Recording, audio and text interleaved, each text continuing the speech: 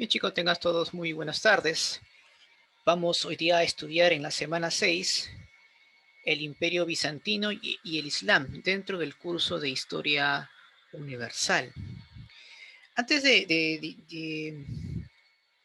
de iniciar esta, esta clase, o sea, básicamente enfocarnos en el imperio como tal, sus características, el origen, quiero remontarme un poco en sus antecedentes. Recuerden que el Imperio Bizantino fue pues una prolongación del histórico Imperio Romano de Occidente que cayó allá por el año 476. Tenemos que recordar pues que allá por el año 395 el emperador Teodosio divide el imperio en dos, el Imperio Romano de Oriente y el Imperio Romano de Occidente.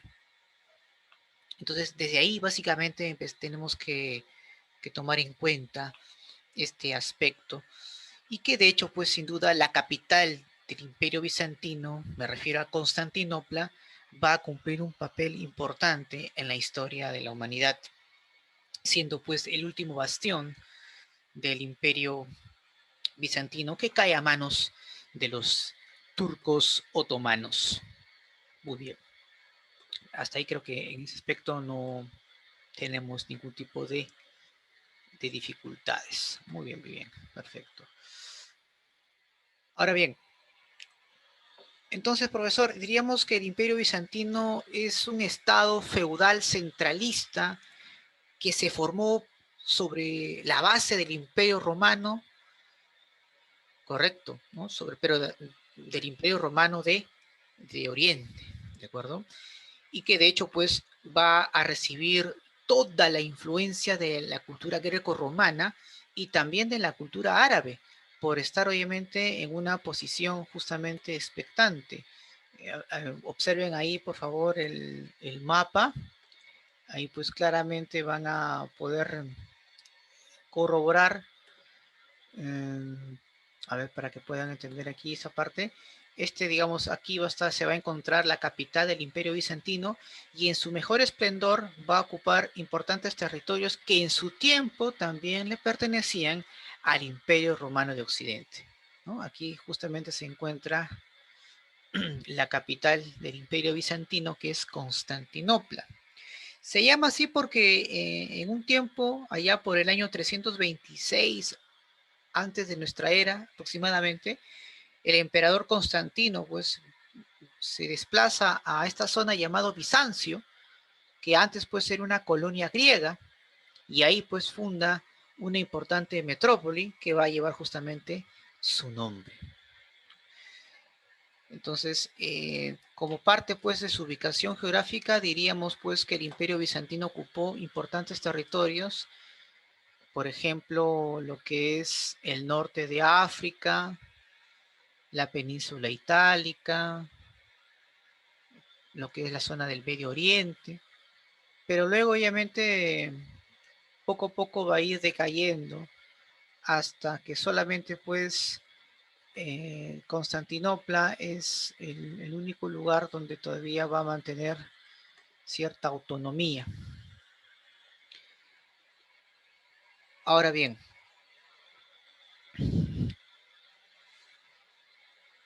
el origen del imperio bizantino la encontramos justamente allá por el año 395, cuando Teodosio divide el imperio romano de Occidente, que va a perdurar hasta el año 476 después de nuestra era, y a su otro hijo, que es Arcadio, que va a gobernar el imperio de Oriente, y que obviamente este imperio llamado bizantino va a durar hasta el año 1453, ¿no? Año en que cae pues Constantinopla a mano de los turcos otomanos. ¿De acuerdo? Entonces, ¿usted quiere decir, profesor, que el imperio bizantino surgió como consecuencia de una crisis política y de la decadencia del imperio romano?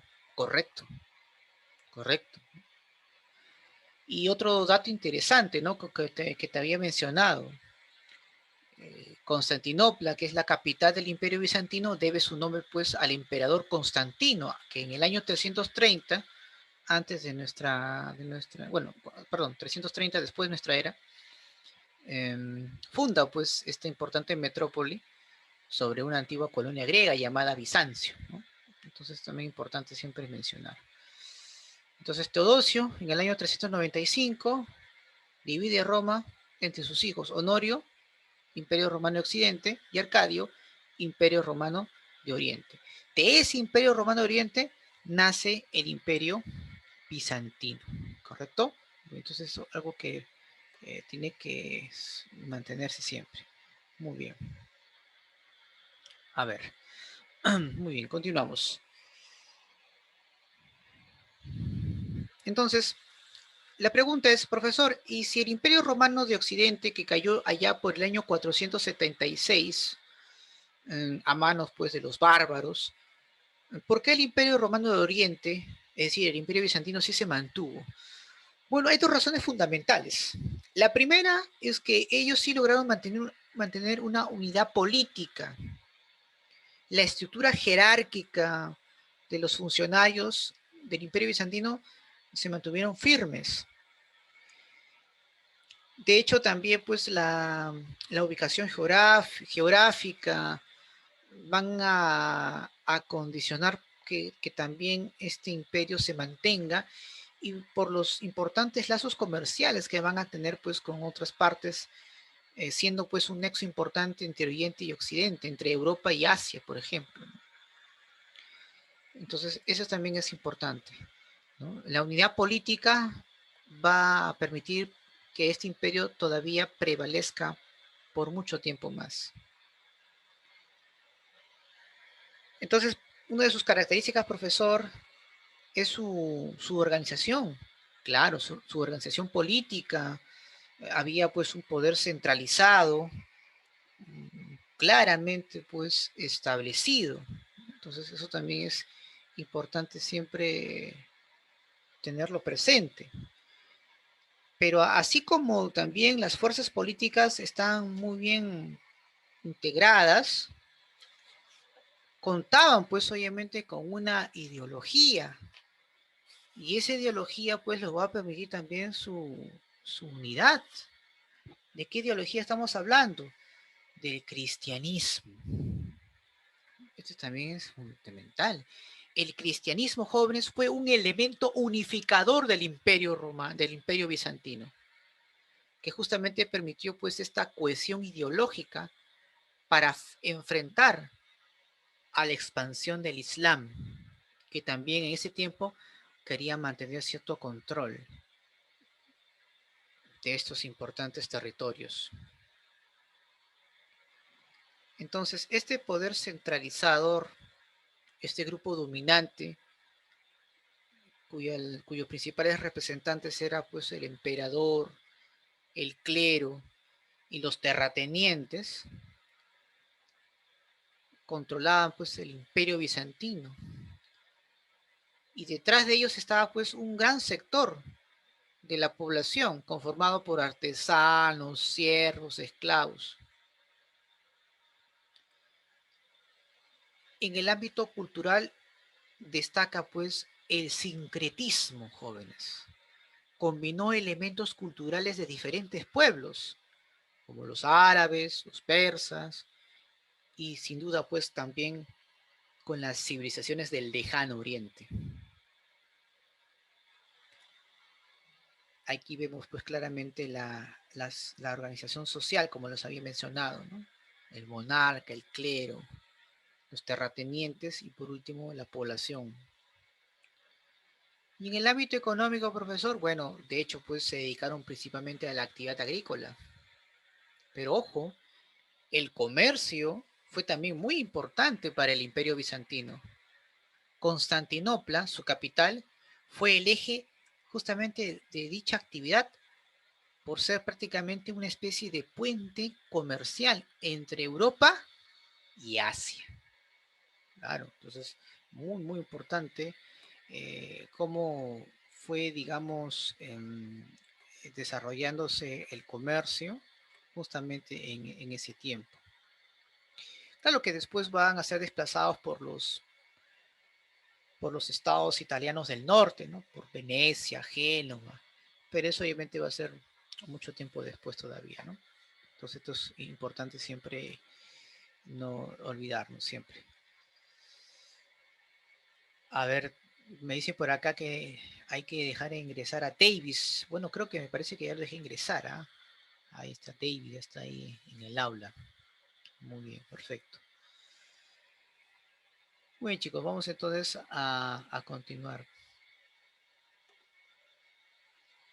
A ver, sin duda vamos a encontrar de todos los emperadores del Imperio Bizantino jóvenes, el que más va a destacar va a ser sin duda pues Justiniano.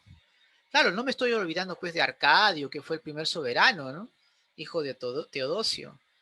Um, pero Justiniano pues va a ser pues el más destacado de todos los emperadores que han tenido. ¿Pero por qué, profesor? Porque obviamente él llevó a su mejor momento. Por ejemplo, con él el Imperio Bizantino logró la mayor expansión territorial. La imagen que vieron anteriormente jóvenes, donde el Imperio Bizantino, pues lo vemos que ha ocupado importantes territorios, fue pues obviamente obra de Constantino. Ahora bien, otro aspecto importante de Bizantino es que él va a crear el Corpus Juris Civilis, que en castellano significa el cuerpo del derecho civil. ¿Qué es eso, profesor? Es un conjunto de documentos, es una recopilación de todo el derecho romano. Ahí pues justamente este derecho comprendía pues el códex, o también llamado Código Justiniano. Aquí pues comprendió, es un compendio de todas las constituciones que tuvo el Imperio Romano en su momento. Aparte, él también va a, a, por así decirlo, a recopilar y dar una normativa importante en la cual pues están los digestos o pandecetas, o perdón, pandectas, ¿no? Digesto pandectas, que es una recopilación pues de las obras de los jurisconsultos romanos. Las institutas, ¿qué son las institutas, profesor? Es un manual jurídico para aquellos que van a estudiar derecho.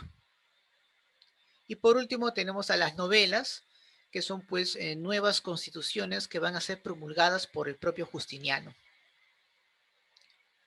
Gracias a ese aporte de este emperador, conocemos el derecho romano, si no hubiera desaparecido.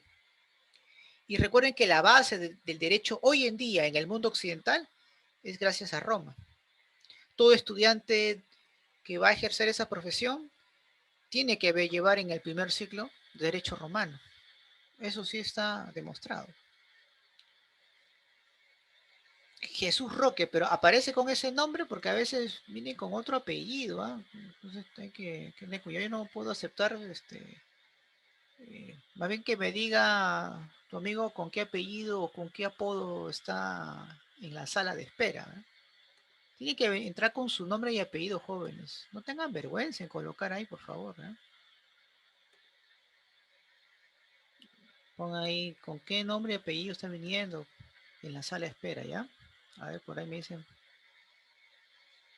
Bueno, estoy acá viendo en la sala y no está con ese nombre, ¿no? Así que hay que esperarlo. Ya cuando venga con ese nombre, yo le invito a que entre a la sala, no te preocupes. Yo me imagino que por problemas de conexión, algunos pues están entrando y yéndose, me imagino, ¿no? Porque me estoy volviendo a admitir en las mismas personas. ¿Ya? Entonces, yo comprendo esa situación. A ver, no hay problema. Bien, gracias por avisarme, ¿no? Que está ahí alguien siendo, esperando. Muy bien, muy bien. Está bien, me parece bien. Perfecto. Continuamos entonces, chicos. Algo, profesor, que también podemos destacar del Imperio Bizantino, pues sus manifestaciones culturales. Entre ellas tenemos a los mosaicos jóvenes. Observen aquí, por favor, ¿no? creo que los invito a que observen esta importante obra, ¿no? Estos son los famosos mosaicos. Son pues, estos mayormente se empezaron a realizar en los monasterios y catedrales, característico de, de la iglesia bizantina. Aquí pues se realizaban figuras uniendo pequeñas piezas de vidrio, cerámica o piedra. Y esto lo hemos visto pues en algunas iglesias, en algunas catedrales también, en América Latina y en otras partes del mundo.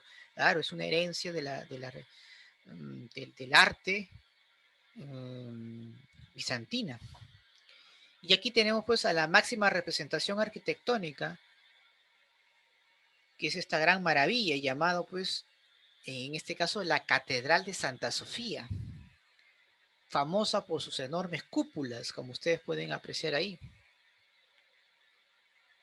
Es una de las catedrales con mayor superficie del mundo. Esta fue una gran obra arquitectónica que al final pues va a ser tomada por el sultán Mehmed II en el año 453, cuando los turcos otomanos toman Constantinopla.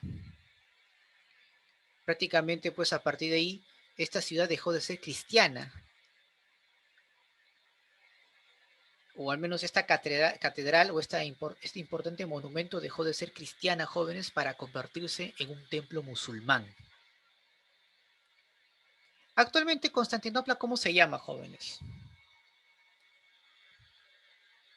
¿Quién me dice su respuesta? A ver.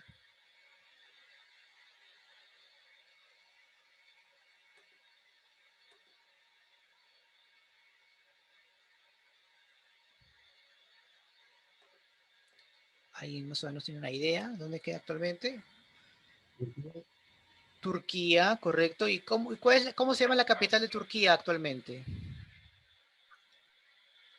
Istambul. Estambul, claro. Estambul. Ajá, Estambul, muy bien. Ahora pues, lo que era Constantinopla hoy es Estambul, correcto. Muy bien, muy bien.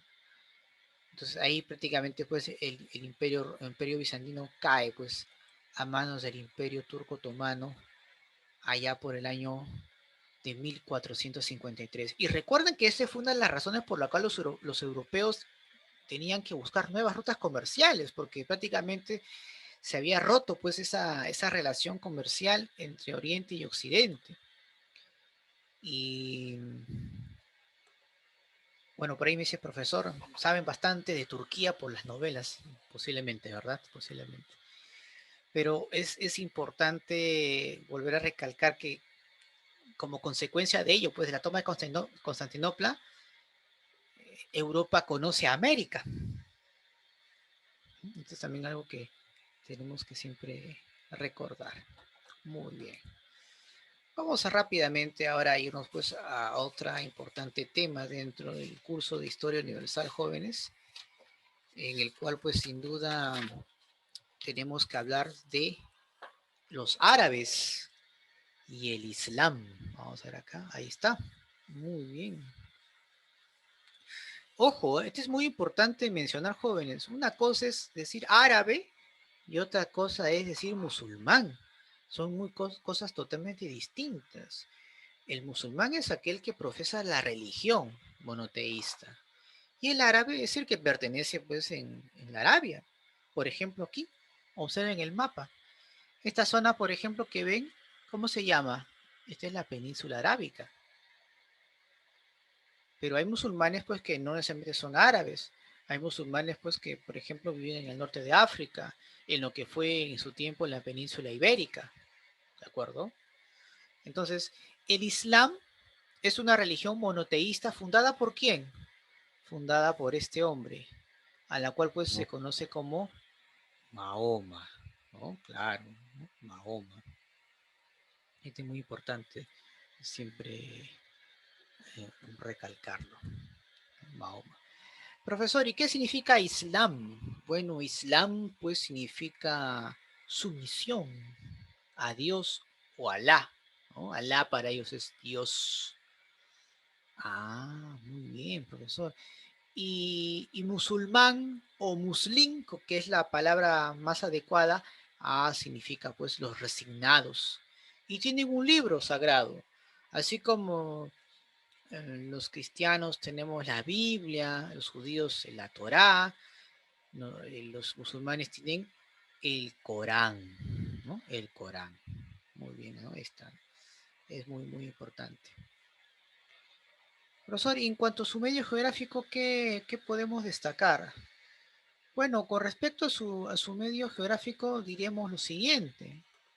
Para empezar, el Islam se origina pues en la península arábiga, principalmente en lo que hoy es Arabia Saudita, y en su máxima expansión lograron pues ocupar todo lo que es el cercano oriente, el norte de África, e incluso llegaron hasta la península ibérica. ¿Por qué no lograron tomar el corazón de Europa? Porque acá fueron detenidos por los francos, a cargo pues de Carlos Martel, el abuelo de Carlomagno. Y por esta zona tampoco lo llegaron a tomar porque fueron detenidos por el Imperio Bizantino. Por eso es que los europeos, no, los musulmanes, no lograron capturar Europa, porque fueron detenidos tanto en el flanco occidental como en el flanco oriental. Esto también es interesante. ¿Qué hubiera pasado, profesor, si eso no hubiera ocurrido? Pues todos seríamos musulmanes, pues, ¿no? Porque recuerden que España, cuando llega a invadir América, trae pues el cristianismo como un principal instrumento ideológico. Eso también es algo que debemos recordar siempre. Muy bien, profesor. ¿Qué más podemos mencionar sobre el Islam, profesor? Bueno, hay que ver un poco sobre su organización económica, por ejemplo. Hay que recordar, pues, que su principal actividad fue la agricultura y esto se desarrolló en la zona de Yemen, en el sur. ¿Por qué, profesor? Porque miren, hay dos características en ese territorio. Por lo general se dedican al comercio, tanto en la zona norte como en la zona sur, pero en esta parte, en la zona sur, lo que ahora es Yemen, ahí también se dedicaron a la actividad agrícola debido pues a los suelos por el cual eran propicios para esta actividad, porque eran pueblos que tenían cierto conocimiento para hacerlo. Pero en general pues ellos eran grandes comerciantes que traen sus productos pues de Oriente y Occidente a través pues de los desiertos, de las montañas, etcétera, ¿no? Fueron pues mercaderes que utilizando pues los camellos empezaron a trasladar las mercancías, los productos. Entonces había un gran intercambio comercial, ¿no? Muy, muy importante en esos tiempos. Muy bien. Ahora, entonces quiere decir, profesor, que el comercio se desarrolló pues en grandes caravanas. Claro, ahí pues los mercaderes y los peregrinos que transportaban estas mercancías pues lo hacían a través de del desierto y en el cual pues utilizaban, repito, pues a los camellos, ¿no? A los camellos. En cuanto a la organización social, vemos pues claramente establecida, ¿no? A la cabeza está pues una burocracia islámica, que son los que toman el poder y que utilizan la religión justamente para poder perpetuarse en ella. Mayormente pues es el califa y sus allegados que están controlando el aparato estatal. Los latifundistas también va a ser una élite importante, dueños de importantes tierras que van a tener pues sus esclavos y siervos para que trabajen para ellos.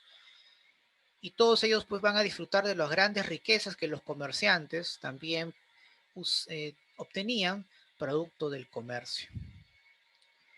En la clase dominadas, jóvenes, tenemos pues al musulmán, al muslín, ¿no? Que es el pueblo común, que obedece las órdenes de sus líderes religiosos. Tenemos pues a los mabalíes. Profe, ¿quiénes eran los mabalíes? Eran extranjeros que se van a convertir al Islam.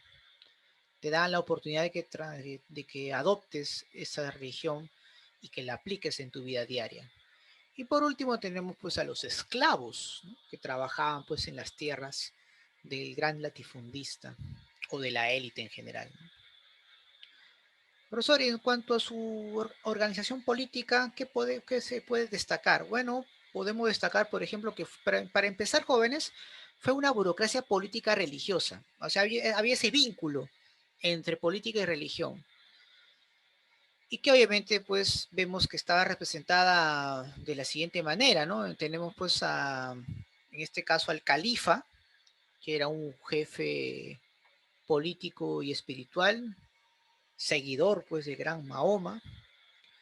Luego tenemos al consejo consultativo del califa llamado el Mexuar. Y a partir de ahí tenemos dos áreas muy importantes, los que administran las provincias del imperio musulmán y los que administran la parte central, ¿no? El centro del imperio islámico. Y bueno, dentro pues de lo que es la administración provincial, tenemos pues sin duda al emir, o también llamado Balí, que es el gobernador justamente de provincias. Y este funcionario va a cumplir un papel importante, sobre todo al momento de querer tomar posesión o tomar el poder. Eso también es algo que hay que destacar. Muchos de estos importantes funcionarios se alzaron contra el Estado y formaron pues sus propios gobiernos, sus propias dinastías. Ya vamos a ver más adelante de ellos, ¿no? En la parte de la administración tenemos pues al gran visir, o también llamado Hachib, que es como especie de primer ministro. Al visir, que es obviamente que representa pues a los demás ministros, ¿no? A los demás ministros consultativos como funcionarios administrativos. Tenemos pues al Balí, no, perdón, al Cadí, que es el juez que aplica la ley islámica. Y por último tenemos al Diván, que es el tesorero real. Importante, ¿no? La- las funciones de cada uno de ellos. Esto también es algo que hay que destacar. Vamos a ver un poco sobre el proceso histórico, ¿no? Una cosa era el mundo árabe antes del Islam y otra muy distinta después del Islam. A ver, por eso es que lo vamos a dividir entre periodo preislámico y periodo islámico, ¿ya? A ver, en el periodo preislámico, obviamente, antes de Mahoma, toda Arabia, jóvenes, predominaba el politeísmo y eran panteístas, o sea, es decir, eran adoradores de todo, de diferentes elementos de la naturaleza. Hay algunos objetos o elementos que sí lo van a adorar todos, como por ejemplo la piedra de la cava, que ahora vamos a ver más adelante. Pero es importante mencionar pues que cada poblador tenía sus propias deidades. Habían pues dioses más venerados en algunos pueblos que otros. Pero repito, habían elementos que sí eran venerados por todos, como el caso de la piedra de la cava, por ejemplo, ¿no? Y justamente la cava se encontraba pues en la Meca, que era una ciudad muy importante, um, y que obviamente, ¿qué es la cava, profesor? Es una piedra negra, ¿no? Aparentemente pues es una piedra que forjaron Abraham y su hijo Ismael, que, cuyo regalo fue pues, por los arcángeles, ¿no? Pero entonces, y esta ciudad llamada La Meca, que queda en Arabia Saudita, está pues bajo el control de los corishitas, jóvenes. Profesor, ¿quiénes eran los corishitas? Eran funcionarios religiosos que mantenían el control de este lugar porque la Meca pues era el centro del comercio y ahí se concentraban las ofrendas. Por lo tanto, los corishitas eran muy poderosos porque ellos eran los que se beneficiaban con estas ofrendas, con estas peregrinaciones que se daban hacia la Meca. ¿Por qué? Porque contaban ellos con la piedra de la cava. Ellos tenían pues bajo su poder esta piedra y la gente pues iba fielmente a dar sus plegarias. Mahoma buscó homogenizar, jóvenes, ideológicamente al pueblo árabe y asegurar pues su predominio comercial, porque Mahoma pues era un gran comerciante, había adquirido pues una fortuna inmensa y tenía la capacidad económica para poder forjarse muy bien en ese lugar, tratar de imponer su comercio. Pero él sabía pues que había dos cosas que tenía que realizar si quería conseguir ese propósito. Tenía pues que acabar con el predominio de los corishitas y aparte era necesario que todo el pueblo árabe adore pues a un solo Dios, porque eran politeístas. Es más fácil controlar un pueblo que adoren a un solo Dios que a varios dioses. Entonces, Mahoma plantea pues eh, en difundir, ¿no?, su doctrina y tras intentar pues enfrentar a los corishitas justamente en esta ciudad, él va a ser pues perseguido. Por eso es que Mahoma huye de la Meca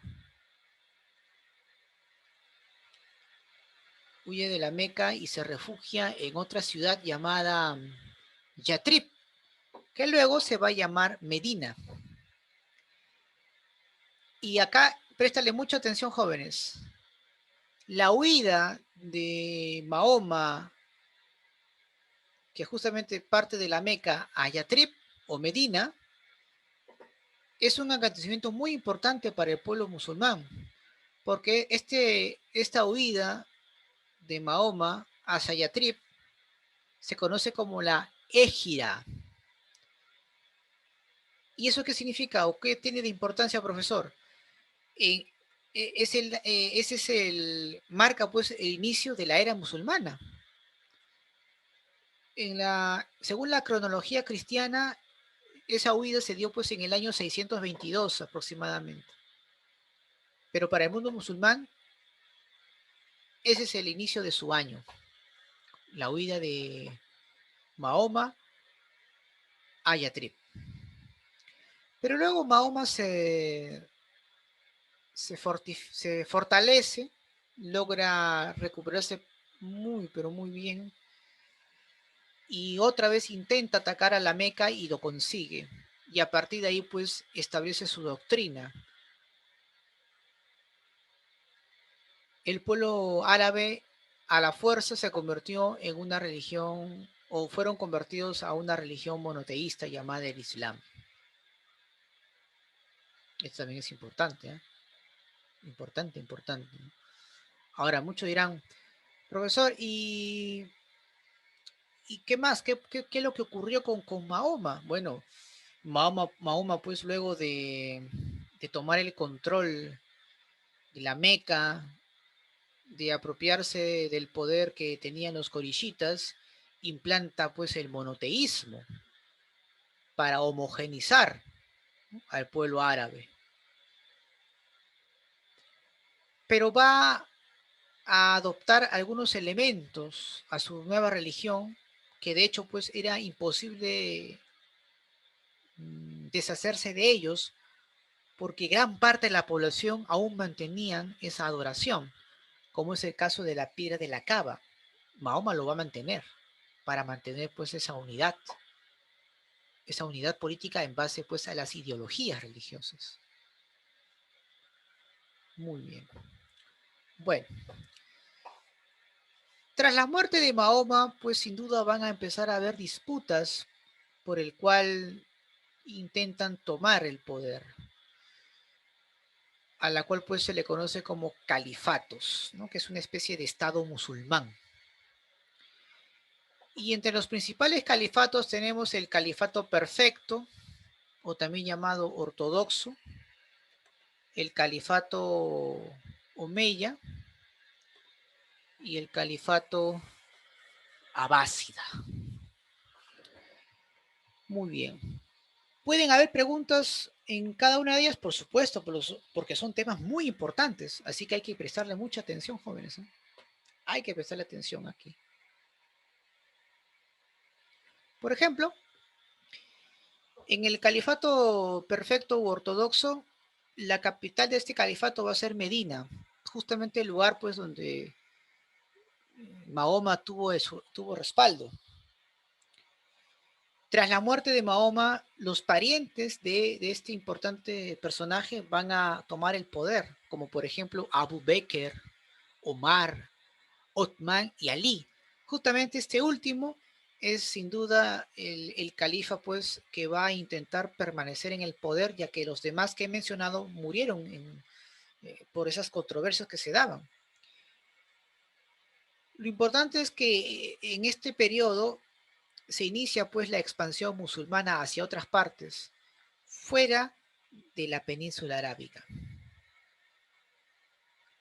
Ahí pues justamente se plantea la idea de este pueblo musulmán en el cual logra su expansión hacia otras tierras y justifican justamente esa intromisión a la cual pues ellos llaman la Guerra Santa.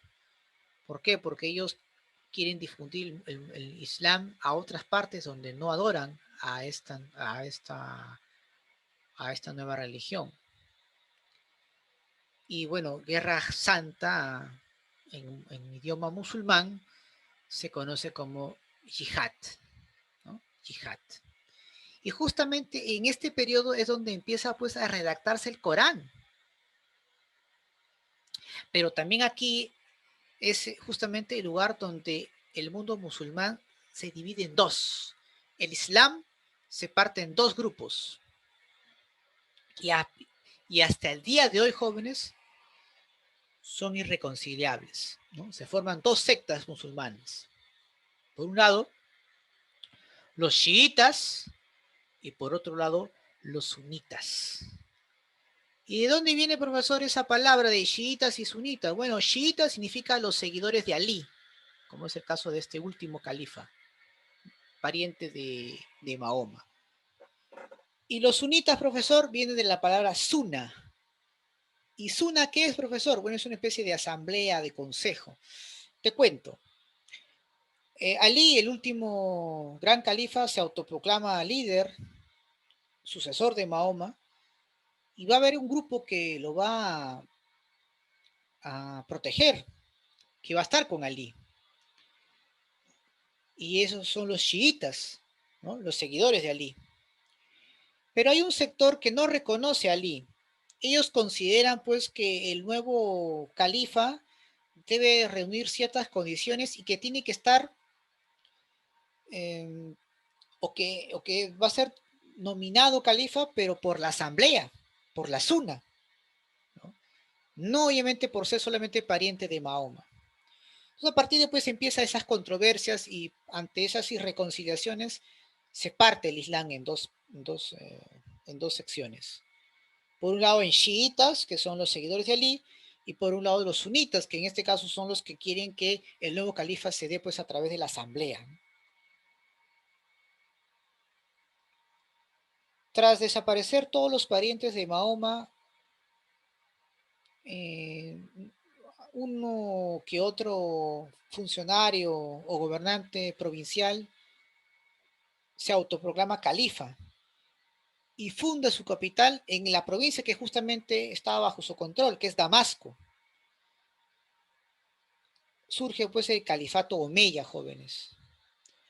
¿Y cuál es la importancia del califato omeya, profesor? ¿Qué nos pueden preguntar del califato omeya? Nos pueden preguntar, por ejemplo, que en este califato se empieza pues el proceso de la gran expansión territorial. Tarik, por ejemplo, Tarik fue el que logró pues expandirse en gran parte del territorio que en el mapa que hemos visto se expandió pues todo lo que es África del Norte, logró controlar la península ibérica y si no fuera pues por, por la incursión de los francos hubieran también tomado el corazón de Europa. Este califato, su expansión logró ser detenido por los francos en la famosa batalla de Poitiers, por ejemplo. Otros importantes líderes provinciales van a tratar de autoproclamarse califa y fundar su propio califato, y surge una nueva dinastía, los abásidas, en el cual pues van a fundar ahí su capital en Bagdad. ¿Dónde queda Bagdad? Actualmente, ¿qué país pertenece Bagdad? ¿Bagdad es la capital de qué país, jóvenes? Coméntame. Irak. Irak, muy bien, ¿no? Muy bien, Irak, correcto, ¿no? ¿Qué nos pueden preguntar sobre el califato abásida, profesor? Acá es un periodo donde se dio un gran desarrollo comercial. Ese comercio en el cual Europa se nutre mucho de Oriente, claro, aquí justamente va a ser en este periodo. Recuerden que los musulmanes, los árabes musulmanes, son los principales promotores de, o más bien proveedores de mercancías traídas de Oriente hacia Occidente. Entonces, importante siempre mencionarlo. Al final, pues ellos van a ser sometidos por los turcos selyúcidas. Y bueno, vamos a ver también otros califatos de menor jerarquía, ¿no? Como el caso, por ejemplo, del califato de Fatimí en Egipto, cuya capital pues va a ser en el Cairo. Tenemos pues el califato occidental de Córdoba, que es la que sobrevivió, pues es la única sobreviviente del califato Omeya, luego de haber sido pues devastada, ¿no? por sus enemigos. Vamos a culminar esta parte, jóvenes, con las más importantes manifestaciones culturales. Ahí está, ¿no? Por ejemplo, en cuanto a arquitectura, tenemos pues a las mezquitas, que son los templos. Tenemos a la Alcazaba, que es la fortaleza. Tenemos pues el Alcázar, que es el palacio. Si tú llegas a escuchar la palabra Alcázar, significa pues palacio. Y acá en Lima tenemos pues un alcázar, ¿verdad? Es un palacio. Hay mucha relación cultural entre el Perú y el mundo árabe, jóvenes. Porque hay que recordar pues que los árabes musulmanes controlaron la península ibérica por casi 800 años. Y luego pues los españoles hacen lo propio acá en la región de América. Por lo tanto hay ese vínculo, ¿verdad? Ese vínculo pues entre el mundo islámico y el mundo eh, de la península ibérica, ¿no? Muy bien, bueno, en este caso con nosotros, obviamente, ¿no?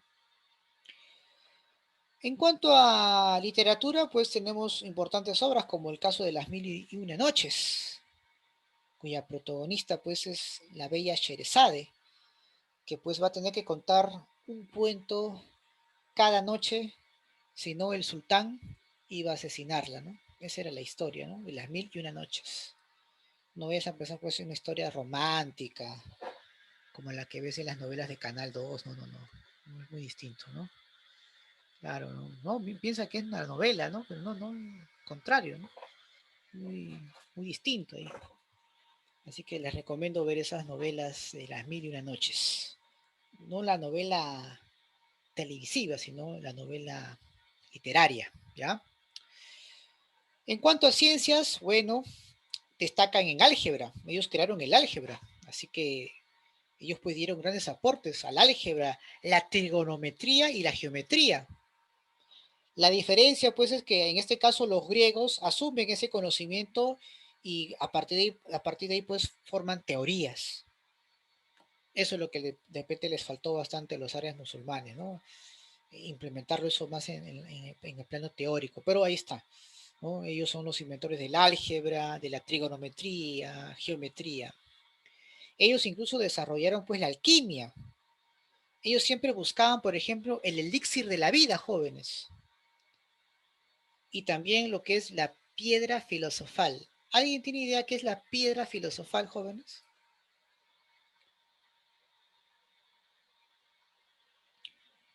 La piedra filosofal, jóvenes, no es otra cosa que el arte de convertir los metales en oro. Nada más. Ese es el anhelo que tenían los alquimistas. Que luego ya cuando empezaron a formar teorías, la alquimia deja de ser una simple técnica o disciplina y se convierte en una ciencia, en la cual pues hoy llamamos la química, ¿no? La química. En cuanto a medicina, bueno, pues ellos destacan mucho en lo que es la anatomía. Ellos incluso practicaban las cirugías de cataratas, ¿no? Que tenían las personas en la vista. Y son los amos y señores de la farmacopia, del término farmacia, por ejemplo. Ellos son amos y señores. Ellos fabricaron los diversos jarabes, es decir, plantas que van a ser utilizadas para curar enfermedades. Entonces, jarabe, farmacia son palabras de origen árabe, árabe musulmán. Profesor, y en cuanto a filosofía, ¿quiénes destacan? Bueno, en cuanto a filosofía, destacan pues sin duda a Averroes y Avicena. Ellos, por ejemplo, sus ideas filosóficas van a estar inspiradas en la filosofía de la antigua Grecia, principalmente de Aristóteles, jóvenes. En realidad, pues, cuando hablamos del mundo árabe musulmán, hablamos pues de una civilización muy rica, muy adelantada para su tiempo, pero que lamentablemente pues con el paso de los años y con el fanatismo religioso ha ido decayendo también, ¿no? Y con otros aspectos también del mundo contemporáneo, ¿no? Obviamente que sí. Pero en esos tiempos el mundo árabe musulmán era de un nivel cultural altísimo. Más bien los europeos se nutrieron de esa cultura de los árabes musulmanes para hacerlo, para hacer pues con el tiempo también una sociedad de un elevado nivel cultural. Muy, muy importante. Bien, chicos, preguntas, dudas, inquietudes hasta aquí sobre el tema de hoy. Antes de irnos a nuestro pequeño descanso de 5 minutitos.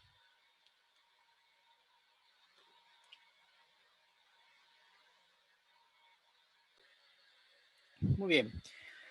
Vamos a desarrollar las siguientes preguntas del tema de hoy.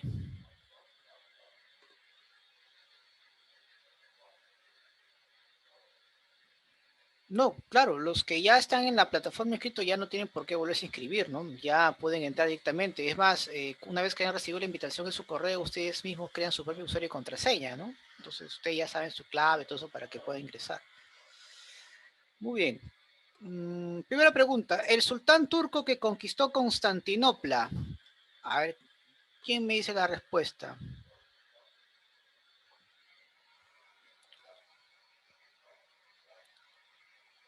Para que puedan estar en la plataforma, primero tienen que aceptar la invitación que se les añadió en sus correos al que me dieron, ¿no? Por si acaso.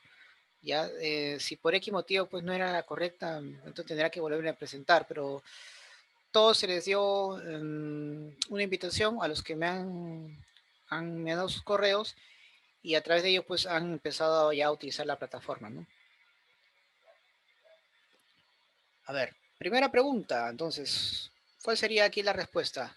El sultán Mohamed, ¿no? Mohamed II, ¿no? El que conquistó pues Constantinopla allá por el año 1453.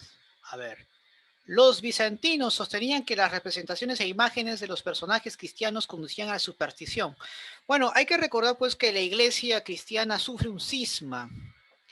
El cristianismo se divide en dos, entre los ortodoxos y y los católicos, ¿correcto? Ahora bien, ¿por qué ellos um, eh, hay esa desunión en el cristianismo? Bueno, de hecho, por intereses económicos, políticos, hay que recordar pues que por las pugnas entre el clero, ¿no? Por las posesiones, obviamente, y por intereses propios, hay una ruptura de la iglesia. Acá, de hecho, pues, van a haber pretextos, ¿no? Por ejemplo, los ortodoxos dicen pues que adorar pues a las imágenes no son parte pues del mandamiento de Dios y de hecho pues no es prudente venerar pues a esas deidades representativas, ¿no? Entonces ahí vemos pues, en cambio en la iglesia cristiana de Occidente ellos querían venerar pues a las imágenes, pero repito, todo es probablemente por pugnas dentro de lo interior del clero, ¿no? Que obviamente se divide. Dice, entonces los bizantinos sostenían que las representaciones en imágenes de los personajes cristianos conducían a la superstición. Bueno, acá en este caso, estos bizantinos que van a estar contra la adoración de imágenes, se les hacen llamar o se hacen llamar pues los iconoclastas, ¿no? Iconoclastas. Por lo tanto, ¿cuál sería acá la respuesta? Muy bien, ¿no? La A. La importancia de la civilización bizantina radica en sus aportes tecnológicos invalorables, su desarrollo científico, el apego a su filosofía, la protección a la civilización grecorromana o su activo comercio en Occidente. Bueno, ellos tenían una activa importancia en el comercio, pero entre Oriente y Occidente, ¿no? Así que aquí estamos descartando. Pero algo que sí debemos acordarnos siempre del Imperio Bizantino es que van a ser los grandes protectores, sin duda, de las ideas o de la cultura greco-romana. Gracias al Imperio Bizantino, esa cultura greco-romana prevaleció en Europa y se mantuvo hasta nuestros tiempos. Por lo tanto, esta sería la respuesta. La D de dedo. Está muy bien. ¿Durante el gobierno de qué emperador bizantino se produce la querella iconoclástica? Justamente después es la disputa que hay al interior de la iglesia, ¿no? Bueno, ahí se da pues durante el gobierno de León III, ¿no? En el cual pues ahí pues donde se prohíbe el culto a las imágenes. Muy bien. León III.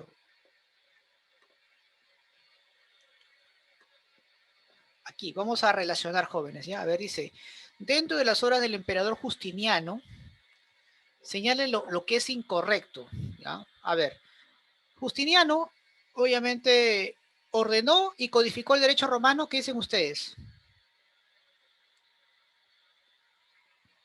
Claro, el Corpus Juris Civilis. Muy bien. ¿Edificó la Catedral de Santa Sofía? Correcto. Entonces, la 1 y la 2, estamos bien entonces. ¿Conquistó el reino ostrogodo? Claro, porque expulsó, pues, obviamente, de ahí y tomaron la península itálica. 1, 2 y 3. Ahí está. 1, 2 y 3. Muy bien. A ver, dice, ensanchó la frontera del imperio a su mayor extensión. ¿Qué dicen ustedes, jóvenes? ¿La 4? ¿La 4? ¿Qué dicen ustedes? A ver. Correcto, eso también es correcto. Pero ahora, ¿hizo a Rávena su capital? No, no es correcto. Entonces, ¿cuál sería la respuesta ahí, jóvenes? Solo la 5, ¿no? La B, porque esa no es correcta. Las demás sí la son. Muy bien. Vamos a ver acá. Listo. Continuamos. El primer emperador bizantino fue, ¿quién fue? El primer emperador, Arcadio. Y el último, Romulus Augustulus. A ver, vamos a ver acá. Ah, perdón, el último va a ser, ¿quién va a ser? Ya, bueno, primero ya sabemos que es Arcadio. Y el último, Constantino XI, ¿no? Muy bien, Constantino XI, muy bien. Ahí pues cae a mano del Imperio Turco Otomano. Entonces sería la letra E. Ya, ahí está.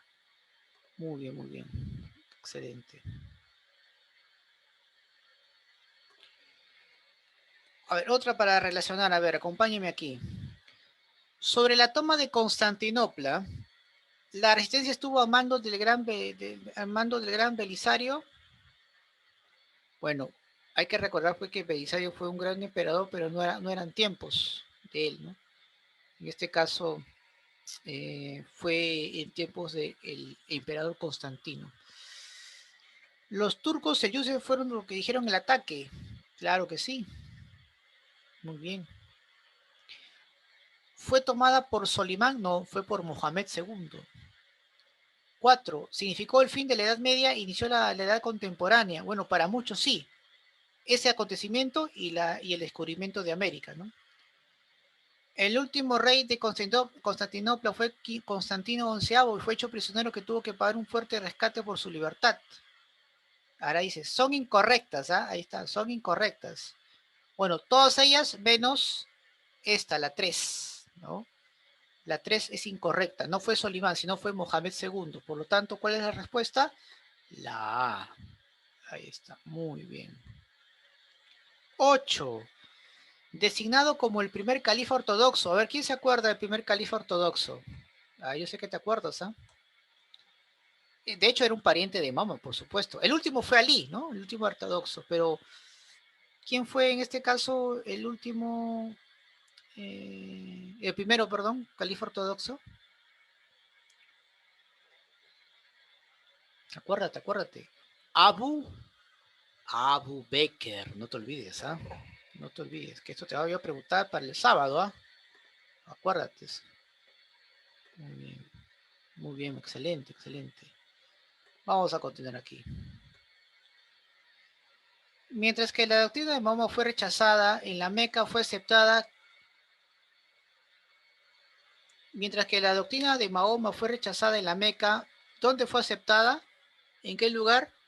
En Yatrib. Medina. Yatrib, Medina, ¿no? Claro, Yatrib luego se convierte en Medina. Muy bien, excelente. El yihad establecido por Mahoma en la religión islámica consiste en, ¿qué es la yihad? La guerra santa, ¿no? Ahí está, la guerra santa. Muy bien. No es uno de los pilares del Islam. Ah, me había olvidado eso mencionarte. Miren, el Islam tiene 5 pilares, jóvenes. La primera es el Shahada, que es la fe en Alá, ¿no? Y Mahoma, su profeta. Está también la Asalá, que es orar 5 veces al día. Luego está el Zakat o el Aske, que es una limosna, perdón, a los más necesitados.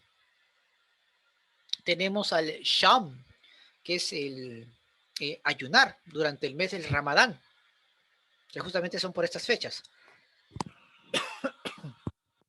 Perdón. Y luego tenemos pues al Hajj, que es peregrinar hacia la Meca al menos una vez en la vida. Entonces, dar limosna es correcto. Peregrinaje a la Meca, sí. Ayunar el mes de Ramadán, sí. Reconocer a la mamá como tu profeta, sí. Pero no participar en la yihad. Eso no tiene nada que ver con los 5 pilares del Islam. Así que esa es la respuesta. Muy bien. En la batalla de Guadalete señaló en el mundo musulmán, su mayor expansión. ¿Bajo el gobierno de quién?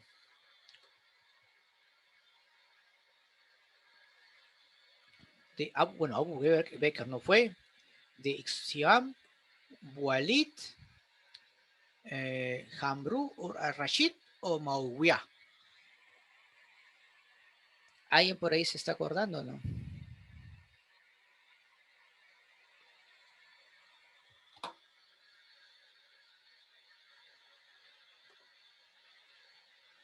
La D dicen por ahí. A ver. A ver, en literatura, ¿quién fue el gran caballero de la batalla de Guadalete?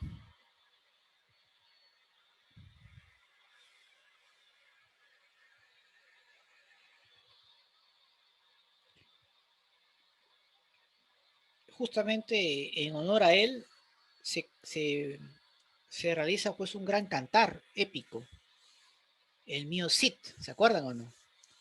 Entonces, aquí sí me gustaría mm, que mencione pues quién es ese gran caballero, ¿no?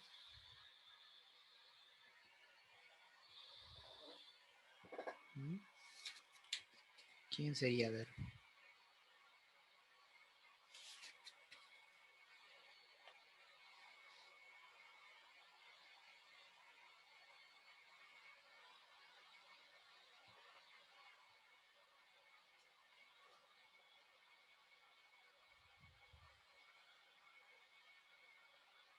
Él es pues el señor Rodrigo de Vivar, ¿no?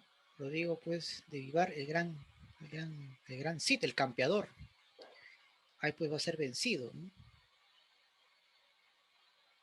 ¿De acuerdo? Esto es muy importante. Ahora, el,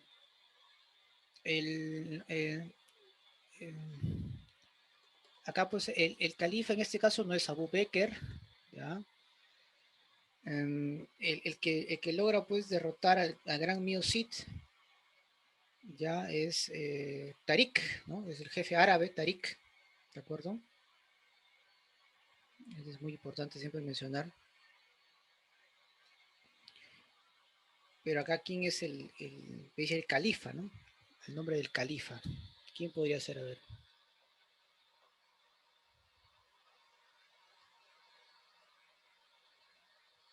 A ver, te lo dejo a ti, a ver. Lúcete.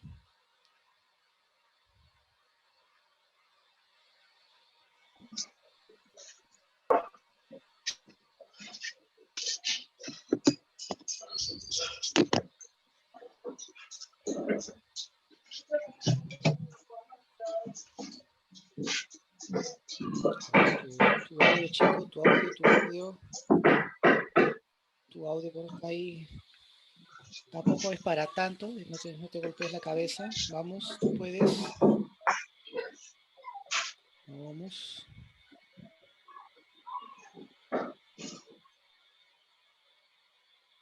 Mm. De hecho, pues fue durante la dinastía de los Omeyas, es cierto. Ya.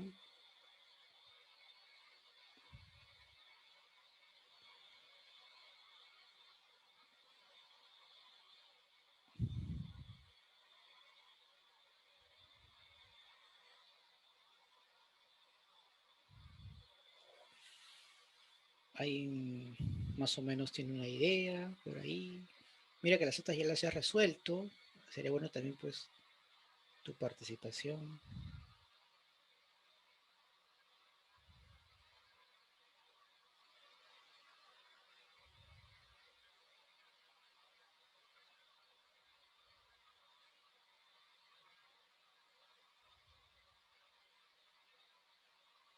Mm.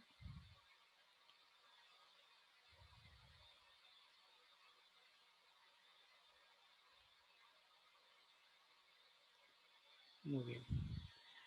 Vamos a ver. Ahí, de hecho, pues es Tarik el que vence, ¿ya? Así que por favor no se vayan a olvidar. Muy bien, continuamos.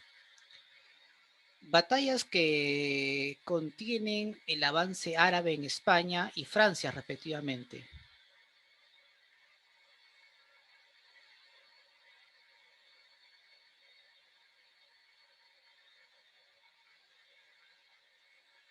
Bueno, van a ser detenidos acá en Covadonga y luego en Poitiers.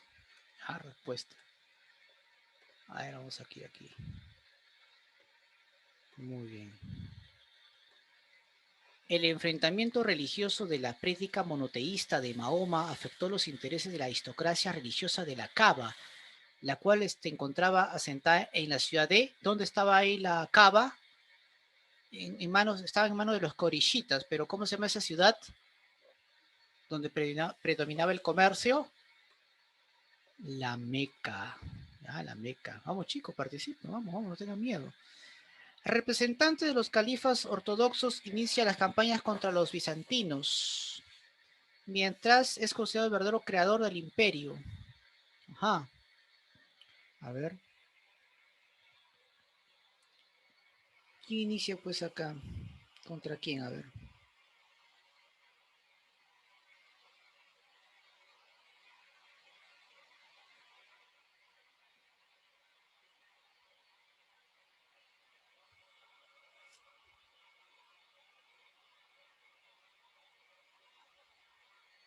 Bueno, quien inicia pues es nada más y nada menos que Omar, ¿de acuerdo? Omar. Y por ahí dice, mientras que el verdadero creador del imperio, ¿quién podría ser? Ya Omar sabemos que es el primero, Ya, de ahí, ¿quién será después? No hay otro, ¿verdad?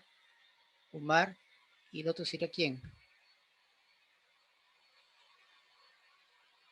Porque recuerden que el imperio musulmán se da pues prácticamente justamente mm, Arashid. con Arashid, ¿no? Claro, con Arashid, ¿no? No hay otra explicación, porque Omar, por ejemplo, que gobiernan entre el año 634 y 644 aproximadamente, em, conquistó pues importantes territorios y se enfrenta política y militarmente a una guerra reciente, ¿no? Entre Bizancio y Persia, ¿no? En la cual pues obviamente va a tratar de ocupar estas tierras. Entonces es muy, muy importante siempre tomar en cuenta estos acontecimientos, ¿no? Muy bien, perfecto. Continuamos a ver acá. ¿Qué más? Dice, la arquitectura musulmana permitió conocer sus templos. ¿Cómo se les llamaba a esos templos, jóvenes? Mezquitas. Mezquitas, correcto. Muy bien, muy bien. Así me gusta que participen. Vamos, vamos. La religión fundada por Mahoma se denominó, mientras que sus seguidores se llaman musulmanes, Islam ¿ah? y Islam, musulmanes. claro, se llama Islam, musulmán o muslim, ¿no? Ah, claro, cualquiera de los dos, muy bien. La era musulmana marcó su inicio con la égira. Esto te van a preguntar siempre, ¿ah? La égira. Así que acuérdate de eso muy bien, la égira. Correcto. ¿Qué más tenemos acá? La acción bélica en el siglo octavo después de Cristo que contuvo el avance de musulmán en Europa. De hecho, pues fue sin duda en la batalla de Poitiers. ¿Ya? Batalla de Poitiers. ¿Cuál fue la consecuencia temporal de la égira? Ah, el inicio de la era musulmana, ¿no? Muy bien. Relacione correctamente musulmán, yihad, suras. Bueno, yihad es guerra santa, dos con A, ¿sí o no? Dos con A. Dos con A, dos con A, dos con A, ya. Ahí, puede ser la B o puede ser la C. ¿Qué más? A ver acá. Musulmán. Muy bien, musulmán sería acá creyente del Islam, ¿sí o no? Sería pues uno con C.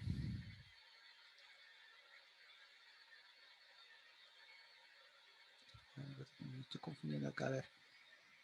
Ya, ya sabemos que yihad es 2 con A y musulmán es 1 con C, ¿no? La B, La B, ¿no? Correcto, eso es lo correcto. Muy bien. Perfecto, gracias. Con respecto al islamismo, señale lo incorrecto. Lo incorrecto. Da limón a los pobres, rezar 5 oraciones diarias, prohíbe la venganza y la poligamia, concibe la inmortalidad del alma. Lo incorrecto.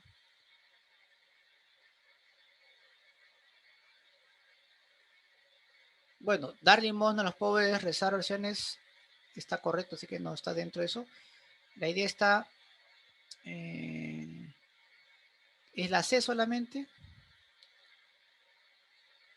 ¿Qué opinan ellos sobre la inmortalidad del alma?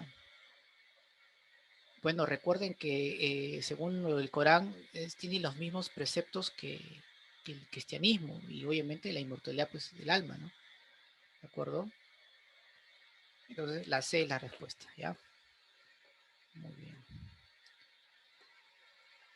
Vamos, continuamos. Son expresiones del arte arquitectónico árabe.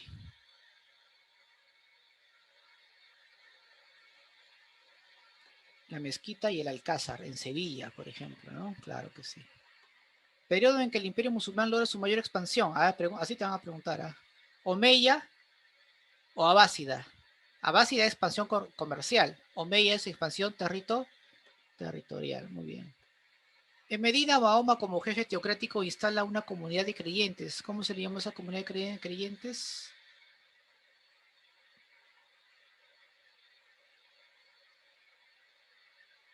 ¿Se acuerdan de esa comunidad donde obviamente van a establecer pues como una especie de asamblea?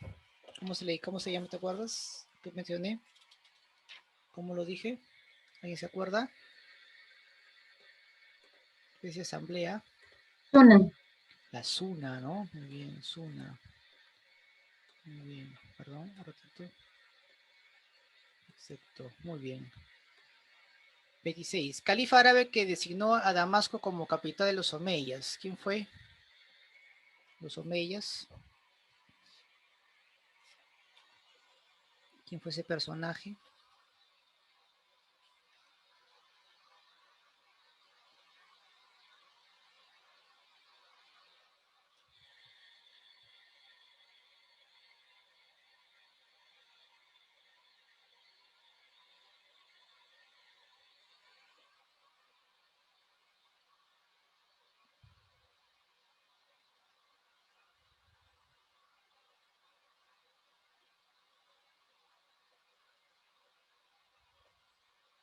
¿Quién podría ser? A ver.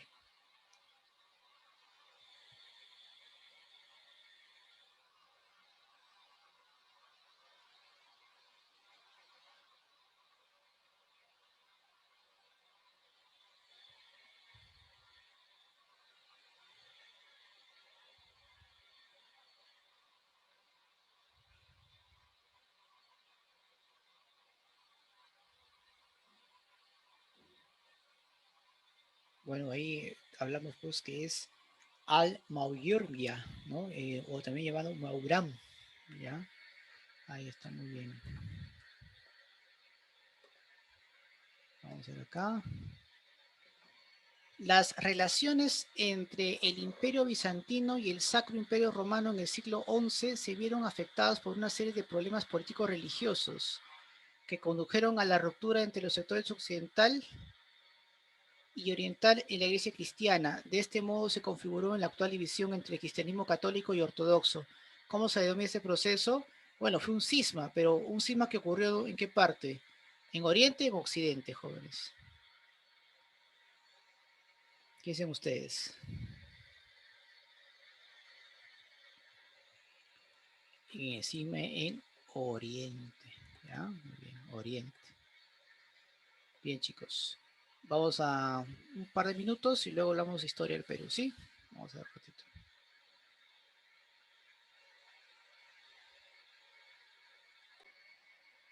Bien, jóvenes, ahora continuando con la semana 6, vamos hoy día a estudiar en el curso de Historia del Perú sobre el Perú colonial, o también llamado el Virreinato del Perú y las reformas borbónicas. ¿De acuerdo, chicos? Muy bien. Es importante mencionar lo siguiente, jóvenes, que obviamente me gustaría completamente su atención. A ver, miren, el Virreinato del Perú, jóvenes, es una institución o un sistema de gobierno colonial cuyo objetivo fue tomar el control directo de los recursos económicos. ¿De acuerdo? Esto es muy importante. ¿Por qué? Porque obviamente, pues, cuando los conquistadores españoles llegaron a estas tierras, habían empezado a tener, pues, ciertas posesiones importantes que de hecho, pues, sin duda podían incluso hasta superar el poder a la corona española, porque ellos tenían a su cargo tierras, tenía a su cargo a los indígenas, y esto obviamente había producido pues un malestar, ¿no? Importante y preocupación, diría yo, en España principalmente, ¿no?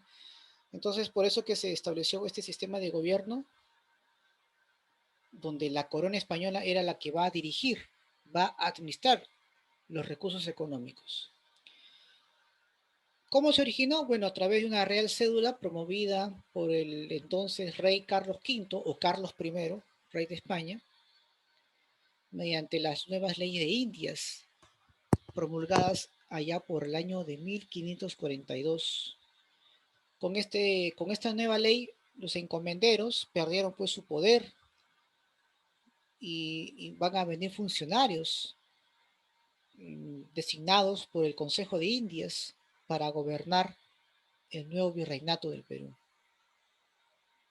Ahora bien, en cuanto a su organización económica, jóvenes, hay que destacar pues que podemos encontrar claramente dos importantes instituciones, una que se encuentran en España y otras que se encuentran pues en las colonias.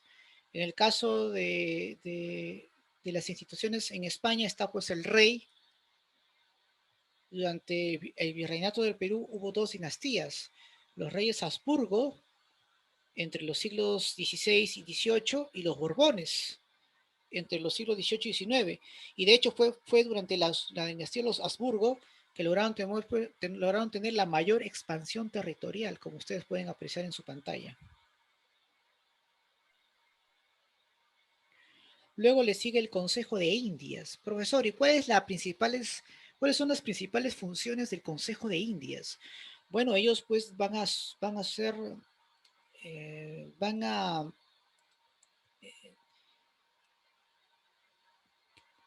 promulgar, van a crear leyes para ser aplicadas en las colonias. Prácticamente son los que diseñan la política administrativa y de hecho pues envían visitadores, son los que proponen a los virreyes, pero que al final el que da el visto bueno es el rey, ¿no? Y algo muy importante, ellos también realizan lo que se conoce como el juicio de residencia a aquellas autoridades que luego de haber cumplido sus funciones en el virreinato tienen que rendir cuentas al Consejo de Indias. En cuanto a las funciones de las instituciones de las colonias, a la cabeza pues está el virrey, que de hecho pues es la máxima autoridad colonial, ya que él es el representante del rey en las colonias, jóvenes. Puede presidir la Real Audiencia, pero sin voz ni voto. El virrey también puede elegir autoridades religiosas, por ejemplo, pero dentro de la colonia, porque el que elige a las autoridades y de mayor rango es el Consejo de Indias. Pero ¿cuál es la principal función del virrey, profesor? Él tiene que asegurarse que los productos, que los metales preciosos que se extraen de aquí lleguen a manos de la corona española. Esa es su principal labor. La Real Audiencia, jóvenes, como ustedes pueden apreciar acá, la Real Audiencia se va a encargar de administrar justicia. Es un tribunal conformado por los oidores.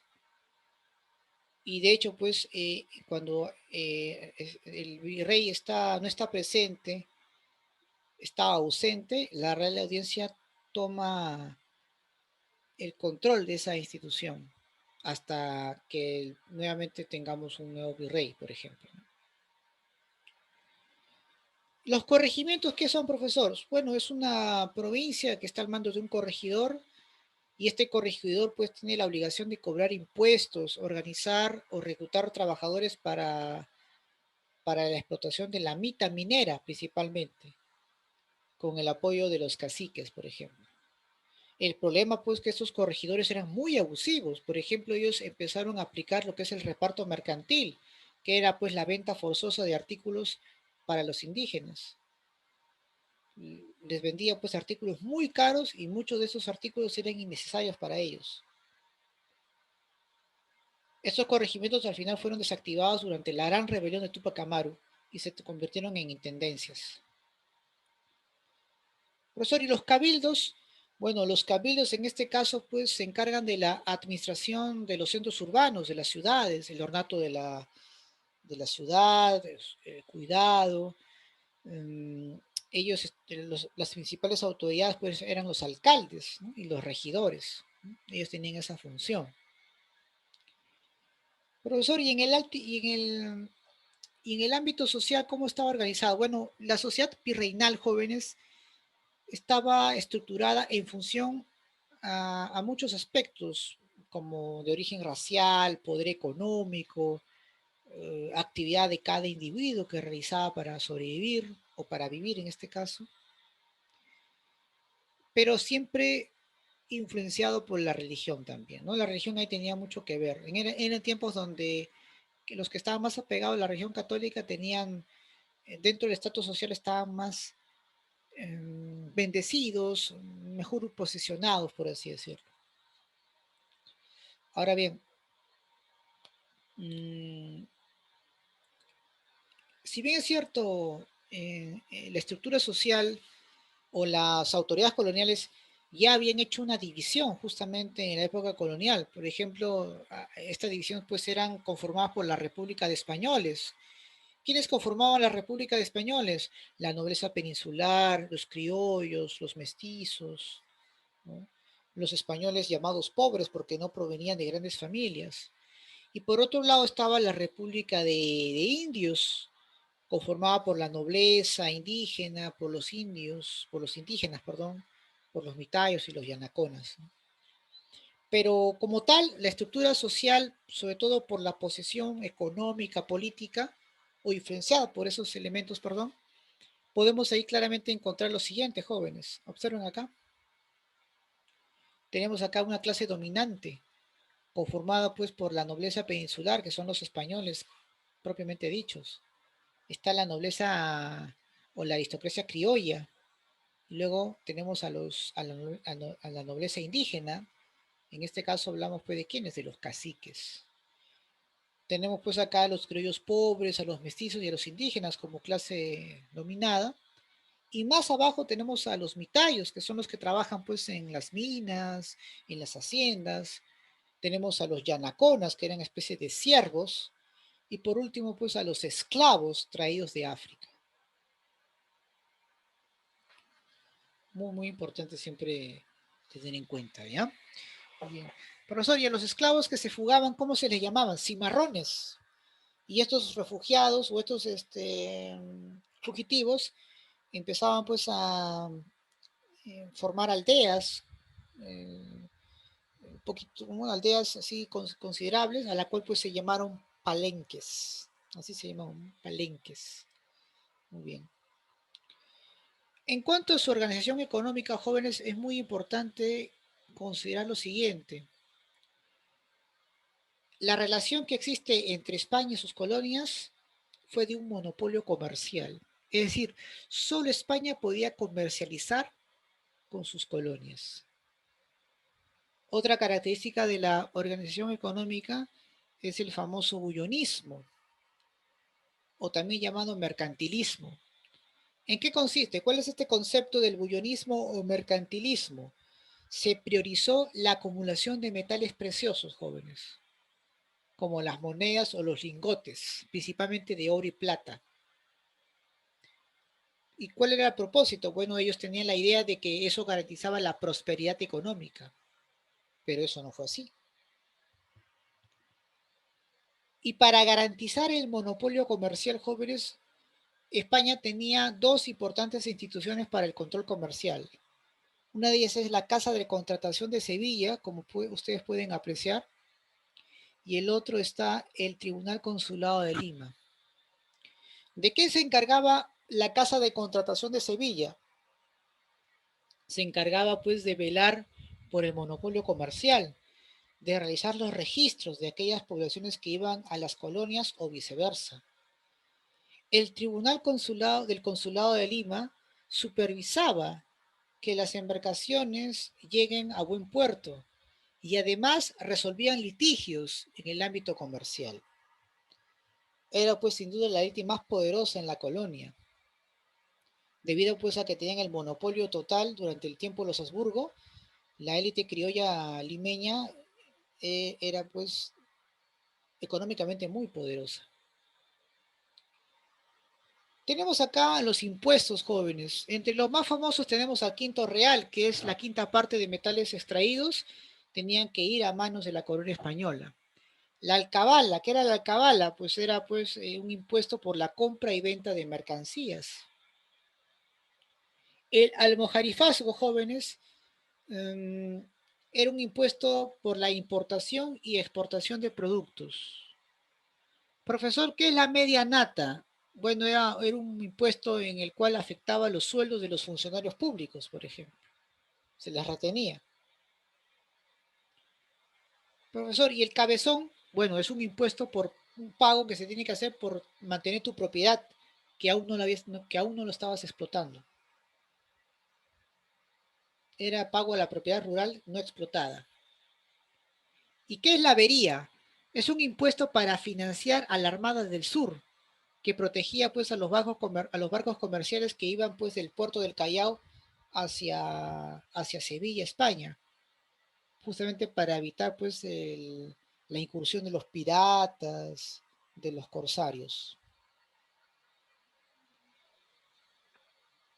¿Qué es el cobo? Ah, el cobo pues es un impuesto por acuñar monedas, por ejemplo, ¿no? Entonces ahí están, digamos, los más importantes impuestos, ¿no? El diezmo es el pago pues al 10% del sueldo en beneficio de la iglesia.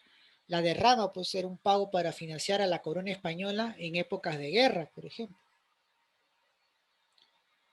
Hubo formas de explotación en prejuicio de las masas campesinas, de las masas indígenas, sí, claro que sí. Por ejemplo, tenemos a la mita minera, el trabajo más horrible en la época colonial. A la mita obrajera, era pues el trabajo obligatorio en los talleres artesanales para producir, o en este caso para confeccionar textiles, por ejemplo. La mita de plaza era pues trabajos en las construcciones de obras públicas. El yanaconaje, una servidumbre pues en las haciendas de los terratenientes, de sus patrones, de la élite acomodada. Y el pongaje es también un tipo de trabajo de servicio doméstico en beneficio pues, de las clases dominantes. Esto también es importante siempre tomar en cuenta. Algo de las manifestaciones culturales, profesor, bueno, en educación sabemos pues que era elitista porque solamente ciertos sectores dominantes podían recibir educación, era dogmática y memorística, y de acuerdo pues al tipo de educación que recibían los grupos dominantes podían ser las universidades o también los colegios mayores.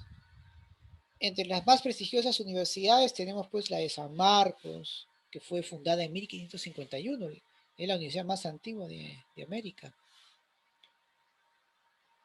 También tenemos pues la de San Cristóbal de Huamanga, la San Antonio Abad del Cusco, San Agustín en Arequipa. Pero tanto las universidades como los colegios mayores estaban reservadas para las élites jóvenes.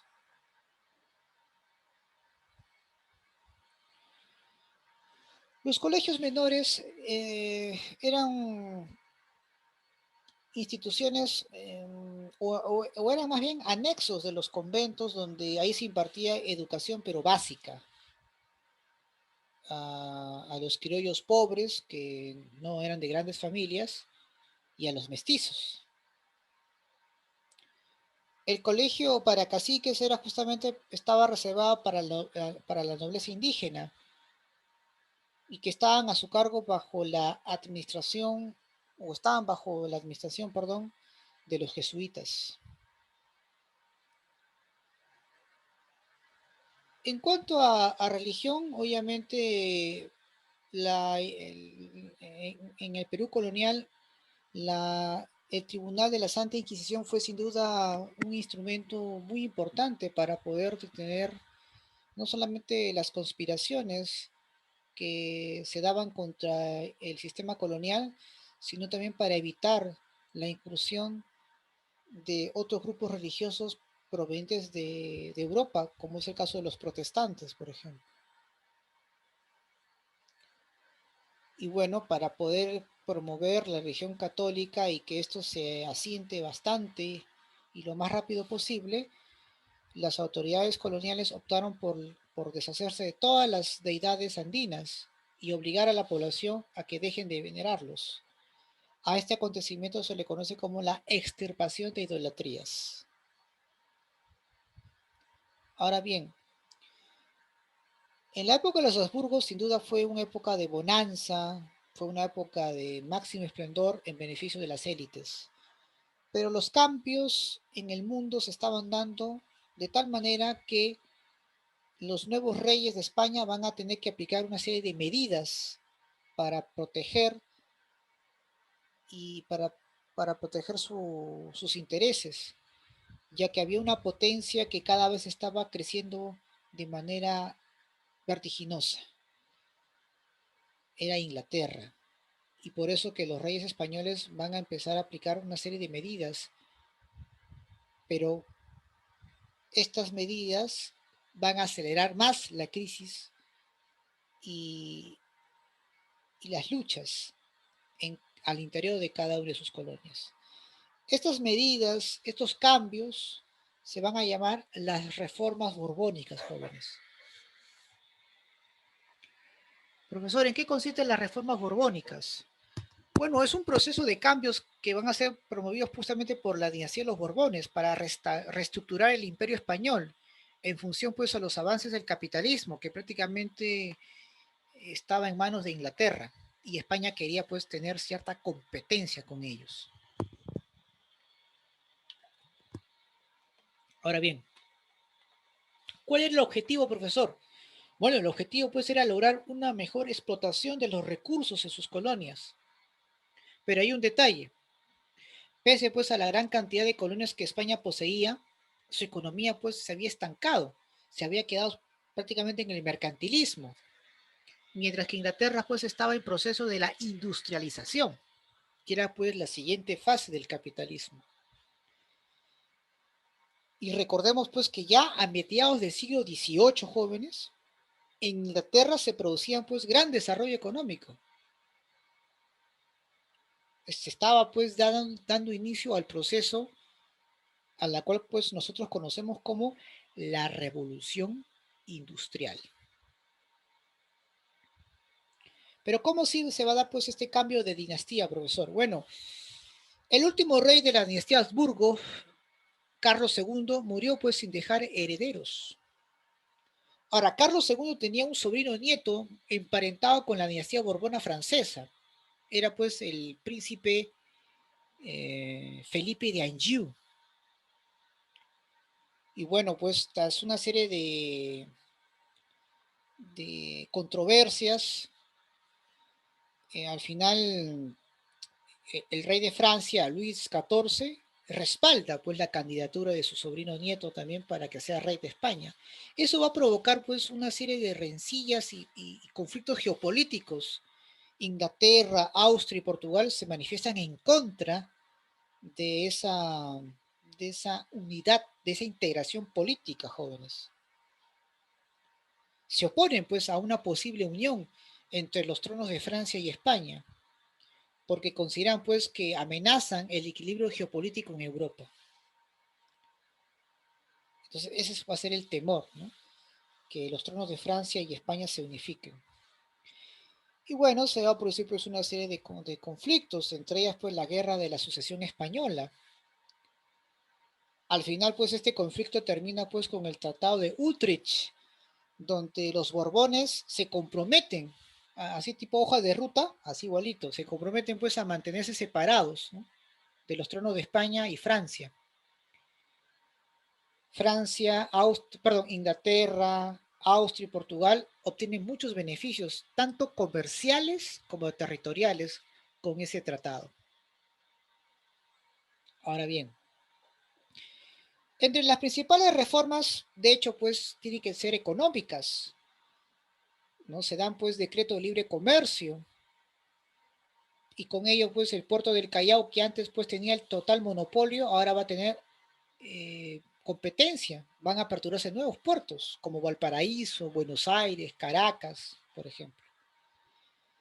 Ahí pues justamente Inglaterra se beneficia bastante con estas normas comerciales. Por ejemplo, se crea una norma o se aplica una norma en este caso llamado navío de permiso. ¿En qué consiste el navío de permiso? Bueno, aquí los barcos ingleses pueden llevar mercadería a América.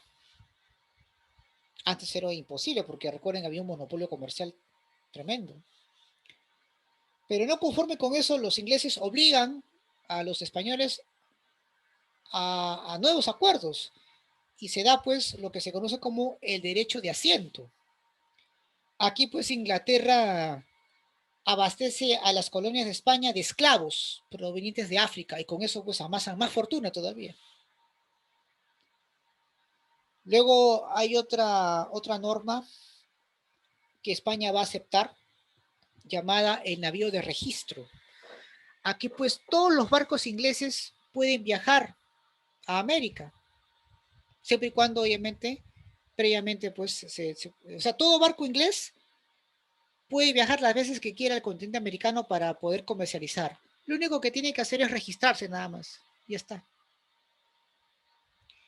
Y con este acontecimiento prácticamente la casa de contratación de Sevilla se extingue, porque se suprime pues el monopolio comercial que esta casa había establecido en tiempo de los Habsburgo.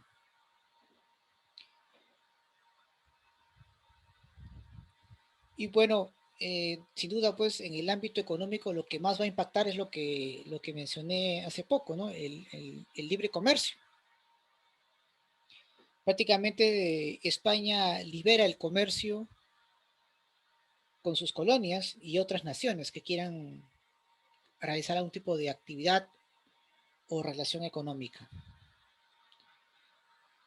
Y gracias a esa, a esa apertura comercial surgen nuevos puertos, como Buenos Aires, Caracas y Valparaíso, que van a competir con España. Ahora bien,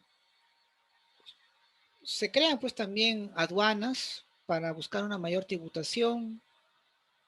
Y bueno, pues producto de estas cargas fiscales se van a producir pues muchas rebeliones. De hecho, pues la que más va a destacar es las rebeliones de Tupac Amaru. Pero ojo, no solamente los indígenas se vieron perjudicados con estas medidas, sino también la élite criolla, que generó pues un descontento en ellos. En el ámbito político, bueno, y también administrativo, se crean nuevos virreinatos. Surge pues el virreinato de Nueva Granada, el virreinato de La Plata, y también surgen capitanías, que son jurisdicciones militares eh, que administran pues estos lugares de manera estratégica. ¿Y cuáles son esas capitanías? La Capitanía de Chile, la Capitanía de Venezuela. Estas capitanías jóvenes tienen un rango inferior a los virreinatos. No están gobernados por un virrey, sino por un capitán general.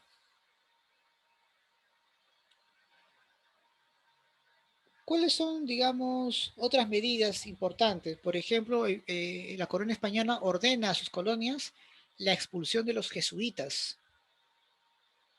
¿Cuál es el pretexto? De que los jesuitas estaban conspirando contra la corona española. Pero la verdadera razón era porque querían apropiarse de sus riquezas de los jesuitas, que habían adquirido pues una importante fortuna en décadas, en muchos años.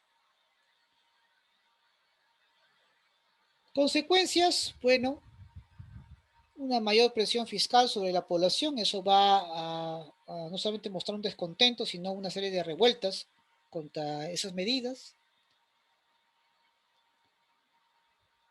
Es decir, va a haber un descontento en la población, va a haber más competencia comercial al interior de las colonias, surgen nuevos puertos que van a competir con el Callao, y eso pues va a ser muy perjudicial porque el poder económico de la élite criolla limeña pierde sentido. Van a empezar a tener pues una serie de problemas tremendos debido pues a la competencia, ¿no? A la competencia. Bien chicos, rápidamente vamos ahora a desarrollar geografía, ¿ya? No hay tiempo para desarrollar las preguntas de historia del Perú. A ver, un ratito, vamos a poner acá. Bien chicos, en lo que es, perdón, en lo que es el curso de geografía, vamos a hablar pues de un tema muy importante, que de hecho hoy en día pues resulta muy significativo, que es el cambio climático y calentamiento global. Ahora bien, hay muchos que consideran pues que cambio climático y calentamiento global es lo mismo, y no. Cambio climático significa, ay, perdón, estamos grabando, ¿no? Ah, ya, correcto, muy infelizmente pensé que no estaba grabando.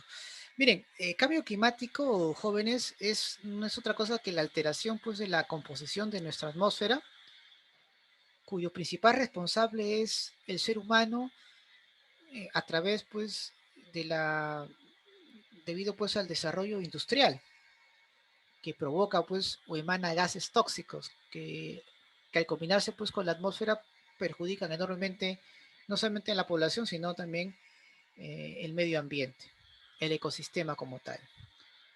¿Cuáles son las causas? De hecho, pues la deforestación, la emisión del CO2 promovidas por las compañías, eh, que obviamente utilizan sus industrias, y que eso obviamente provoca una serie de daños en el medio ambiente, y por un uso pues indiscriminado de los recursos energéticos, mayormente pues en la extracción y la utilización de restos fósiles, ¿no? Que obviamente provoca pues un daño en el medio ambiente. Consecuencias del cambio climático: el calentamiento global y los gases de efecto invernadero. Es decir, hablamos pues de gases como el vapor de agua, hablamos como el metano, el dióxido de carbono, que de hecho pues provocan un daño tremendo en, en el ecosistema. Otro dato muy importante que hay que siempre, jóvenes, tener en cuenta con respecto pues al cambio climático es entender pues que hay dos elementos que son totalmente distintos, y que es nuestra obligación, creo yo, eh, conocerlos a profundidad, ¿no? Cada una de ellas. Entonces, sin duda, eh, el efecto invernadero y el calentamiento global son dos conceptos que de hecho pues tienen una importante diferenciación, pero que a veces muchos de nosotros lo confundimos. Pensamos también pues que cambio climático es efecto invernadero, ¿no? Incluso pensamos que el efecto invernadero pues eh, es un o es hecho, o el responsable es el hombre. No, no es así, ¿no? El efecto invernadero en este caso es propio de la naturaleza. Y hoy día justamente vamos hoy día a, a desarrollarlo, ¿no? Y para ver un poco en qué consiste, ¿no? ¿Qué es el efecto invernadero, profesor? Bueno, consiste pues en la relación, pues, o perdón, en la retención del calor del sol en la atmósfera. Y es un proceso natural, jóvenes. Es un proceso natural que obviamente genera o permite pues generar un ambiente cálido sobre la superficie terrestre. En este caso sirve como regulador de temperatura en nuestro planeta. Permite ahí pues la concentración de los gases en la atmósfera. Ahora, en cambio, el calentamiento global, chicos, em, consiste pues en el incremento de la temperatura ambiental. Y de hecho, pues, si bien es cierto, la Tierra por lo general también tiende a aumentar y disminuir de temperatura, es decir, tiene un origen natural.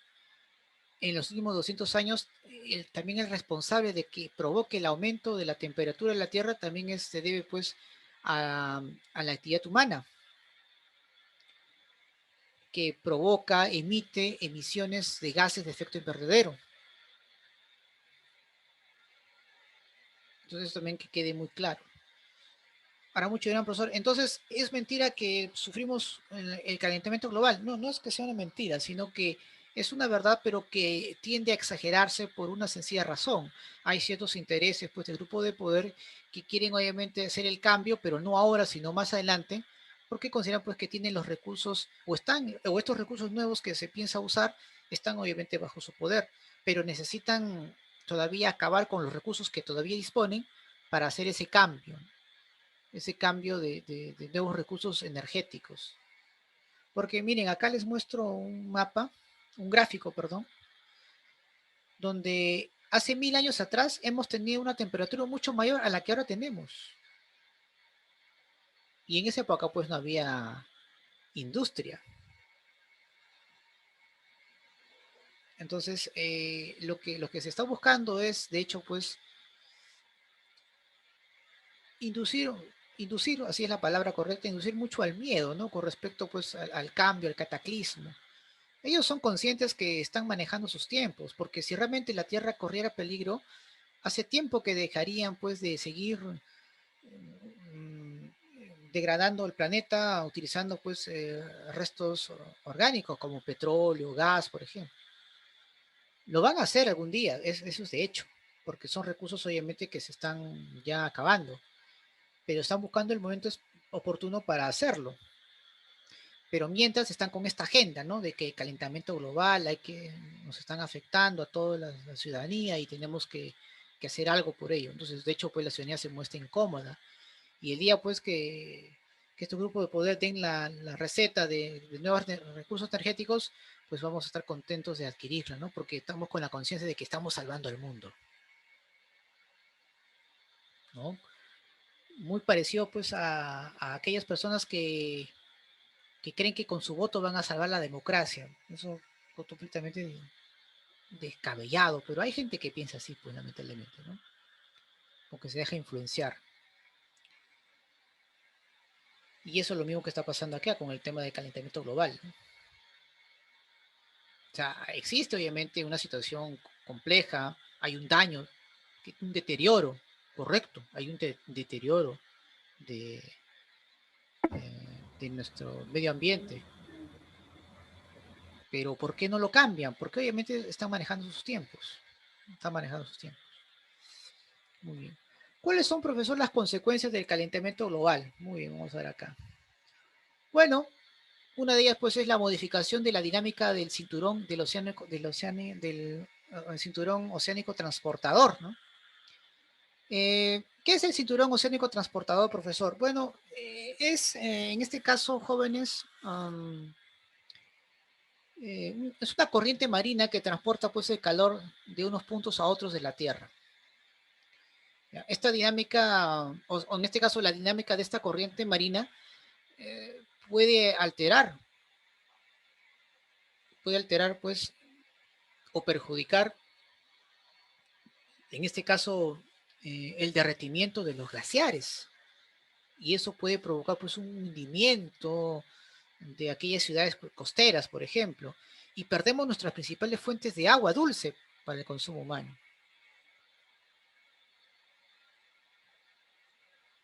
Otra consecuencia que de hecho lo podemos ver aquí, perdón, um, son los cambios en la distribución geográfica de las especies. ¿Qué es lo que ocurre? Bueno, las variaciones en los patrones oceánicos jóvenes, como es el caso del fenómeno del niño, y el régimen de las lluvias que se dan siempre, sobre todo en la costa norte, dependiendo si es estacional o no, pueden desencadenar pues cambios en la vegetación y pueden ser frecuentes y que de hecho pues pueden afectar pues el desarrollo de la vida que sustenta en este espacio. Entonces, por eso es la importancia, ¿no? De tener mucho cuidado eh, como una consecuencia gravísima del calentamiento global. ¿Qué más? Bueno, aquí pues es una afección tanto en el ámbito económico y social en la población, ¿no? Las consecuencias derivadas pues del calentamiento global provoca pues las inundaciones, destrucción de los hogares, de la población y que de hecho pues la actividad productiva pues prácticamente decae y de hecho pues esto muchos de los gobiernos aún pues no están preparados para poder contrarrestar estos embates. Y lamentablemente pues uno de los países que más se van a ver afectados con el calentamiento global debido pues a la diversidad climática que tenemos es justamente nosotros, el Perú. Ahora, ha habido acuerdos importantes desde los años 90 para poder realizar alguna acción frente a esta situación, frente a este tipo de problemas, como es el caso del protocolo de Kioto, ¿no? Es un acuerdo internacional que hasta el momento es el único instrumento que se tiene para poder reducir los efectos de los gases, en este caso los gases de efecto invernadero, al menos en un 5%, pero ha sido un fracaso. Los países responsables como la Unión Europea, China, Estados Unidos no han cumplido con lo planteado. Entonces, este objetivo de reducir pues, las emisiones de gases de efecto invernadero al menos en menos de, al menos, aproximadamente al menos de 5% no se está haciendo, no se está, no está teniendo los resultados esperados. Tenemos pues la COP20, la COP21, pero que también pues igual son reuniones que no logran grandes avances porque ya hay una agenda establecida. Ellos saben en qué momento cambiar de recurso energético. Así de simple, ¿no? Bien, chicos, ahí les estoy dejando los materiales para que lo vayan eh, revisando. De repente, pues cualquier duda, inquietud que se tenga más adelante ya lo vemos en su debido momento. Bien, chicos, más tarde entonces subo el video de la clase de hoy para que lo puedan ustedes ahí tener presente. Chicos, que tengan pues una linda tarde, cuídense